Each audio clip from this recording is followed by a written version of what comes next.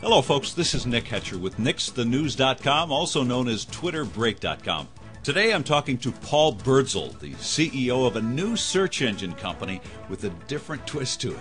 It's called ZipZoom, and I think you'll find the information that Mr. Birdsall shares very interesting. ZipZoom gives people from around the world the opportunity to actually own the web through keyword ownership and empower individuals to reach their financial goals no matter how big they are. My ZipZoom is headquartered in Denver, Colorado, USA, and is the marketing and distribution arm of ZipZoom.com. Much like Google, ZipZoom is a search engine service that organizes all of the information found online from around the world, making it easy to access and, most importantly, very useful for the person doing the search. ZipZoom.com provides the opportunity for ambitious companies, publishers, and individual online marketers of all shapes and sizes to launch targeted and affordable performance-based advertising, also known as cost-per-click campaigns. These are offered through a superior self-service marketing platform that currently supports search, display, and in-text ads.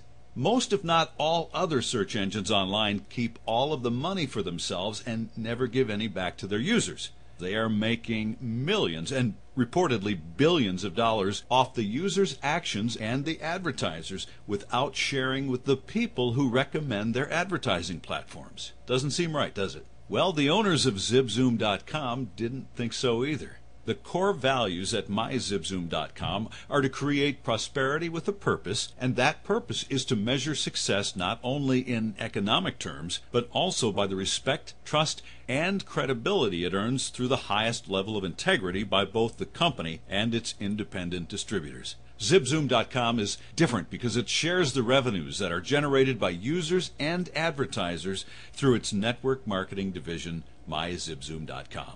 Let's go to my interview now with Mr. Paul Birdsall. Well, how you doing today, Paul? Pretty good. Thanks, Nick. Fantastic. Okay, we all know who Google and Yahoo are. I mean, when people do search, they usually say, something like, let me Google it, right? We've heard that before, yeah. So you're going to take on the big boys, right? We are going to attempt to do it with a little bit of a different angle, that's for sure. Well, it sure sounds like it. Okay, for those who don't know out there, Paul, can you explain a little bit about how search engines make their money, first of all? Absolutely. I think that's probably the best place to start, Nick.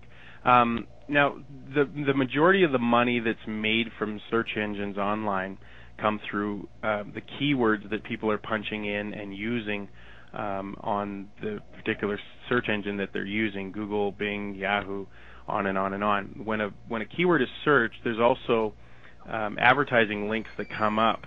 They're usually called sponsored links.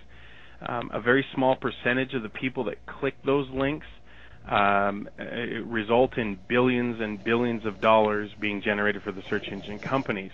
In fact, Nick, there's 300 million searches online every single day through the variety of different search engines, and a lot of them. And probably a lot of people aren't even aware that's listening to this right now how many searches are being done. How do the search engines make their money then? Well, when the search is done by somebody in particular, let's say they punched in diamond engagement rings, advertisers will bid on keywords throughout those search engines, and when somebody searching that decides to click on one of the sponsored links, which generally only 2 to 7% do, revenue is generated for the search engine, and that varies between pennies all the way up to $10, $20 per click, but generally they're averaging around $3 to $6 per click every single time. So if you can imagine 300 million searches at 2 to 7%, multiply that by $2, $3, $4, $5, it's no wonder why they're making billions and billions of dollars. So they can go from cents, which they started years ago at just a few cents a piece. Now it's grown and it's escalated to 10 cents and 25 cents and $1 and $5. I think I've heard as much as $50 or $75 on some crazy, maybe pharmaceutical words or something. Is that true? Can they get that high?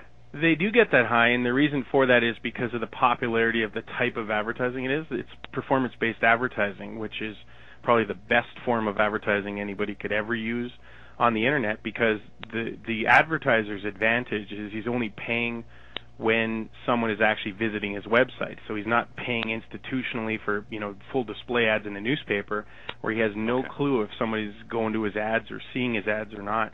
Here they're getting performance-based advertising on any of the search engines, so it's a very valuable way, and the majority of advertising being spent online, which is over $100 billion every single year, is majority of that goes to performance-based advertising like search engine pay-per-clicks. So it's a targeted type of advertising. So it sure makes a lot of sense for the advertiser. So they're only spending their money on people who would click on that ad, right? Mm-hmm. Absolutely. And bring that person to their website or to their landing page or whatever. Well, that makes a lot of sense.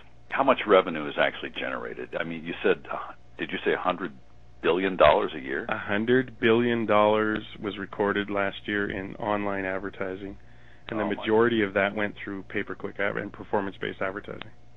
It did, okay. So this is the business model you guys are going to take on? Huge industry, yes, huge. Okay.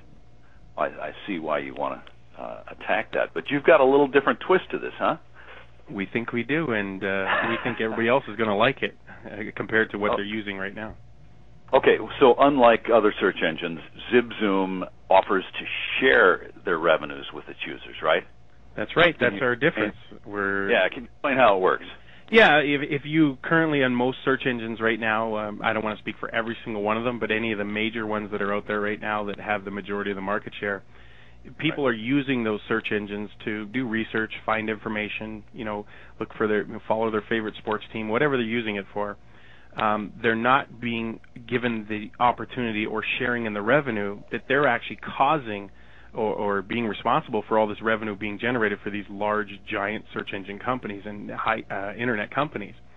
So what we're doing is we're giving the user, just virtually anybody around the world, the opportunity to actually partner with us and actually own the keywords. So in essence, you'd actually be able to own a piece of the web. Interesting. Okay.